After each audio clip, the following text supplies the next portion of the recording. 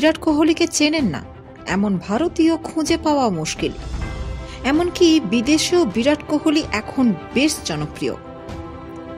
বহু ক্রিকেট খেলিয়ে দেশে বিরাট কোহলি ব্যাপক জনপ্রিয়। এমনকি যেসব দেশে ক্রিকেট সেভাবে জনপ্রিয় নয় সেখানেও অনেকে বিরাট কোহলিকে চেনেন। সম্প্রতি জনপ্রিয় ইউটিউবার স্পিড গিয়েছিলেন ব্রাজিলের প্রাক্তন ফুটবলার রোনাল্ডোর বাড়িতে। রোনাল্ডো নাজারিও ডে লিমাকে সেই ইউটিউবার জিজ্ঞাসা করেছিলেন তিনি কি বিরাট কোহলিকে চেনেন। রোনাল্ডোর উত্তর চমকে দিল বহু বিরাট ভক্তকে। রোনাল্ডো জানান তিনি বিরাট কোহলিকে চেনেন না। তখন স্পিড নামে সে ইউটিউবার তাকে বলেন বিরাট কোহলি এখন বিশ্বের অন্যতম সেরা ক্রিকেটার। রোনাল্ডো তাকে বলেন তিনি কখনো কোহলির নাম শোনেননি। রোনাল্ডো আরও জানান বিরাট কোহলি ব্রাজিলের সেভাবে জনপ্রিয় নন, তাই হয়তো চেনেন না।